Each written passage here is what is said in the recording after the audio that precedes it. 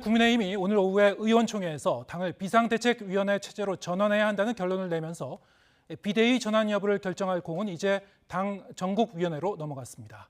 이런 가운데 이준석 대표 측근들을 중심으로 한 반발도 이어지고 있습니다. 자세한 내용 국회 취재기자 연결해서 알아보겠습니다. 이경국 기자.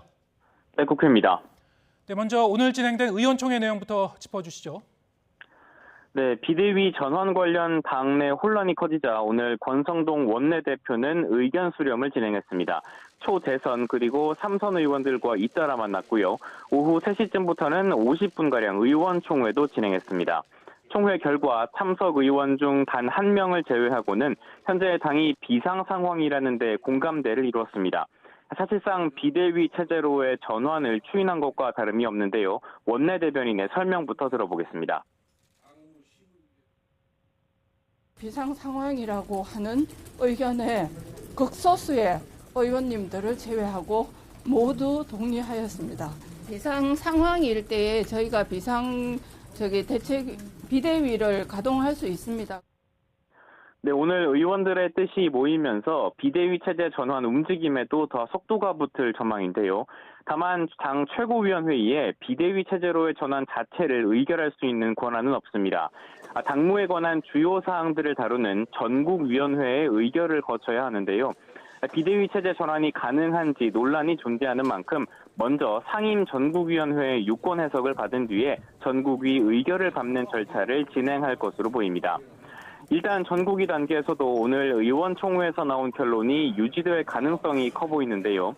다만 상임 전국위와 전국위 의장을 맡고 있는 서병수 의원이 앞서 비대위로 전환할 근거가 없다고 지적했던 만큼 최종 결론은 더 지켜봐야 할 것으로 보입니다. 이와 함께 당원당규상 비대위원장 임명은 당대표나 당대표 권한대행이 할 수 있다고 돼 있는 부분도 향후 변수로 작용할 가능성이 있습니다. 네, 비대위 전환 가능성이 좀 더 커졌는데 이준석 대표 측근들을 중심으로 하는 거센 비판이 이어지고 있죠. 네, 그렇습니다. 김용태 최고위원은 오늘 의원총회 결과가 나온 뒤에 SNS를 통해서 비대위 전환에 반대하는 입장은 여전히 확고하다고 강조했습니다. 특히 비상이라는 말로 국민과 당원이 부여한 정당성을 박탈하는 것은 민주주의의 역행이라면서 정치를 부끄럽게 만든 선배 정치인들처럼 잠시 살기 위해 영원히 죽는 길을 택하지는 않을 거라고 비판했습니다. 또 아침 라디오에서는 권성동 원내대표가 원내대표직에서도 사퇴해야 한다고 촉구하기도 했습니다. 들어보겠습니다.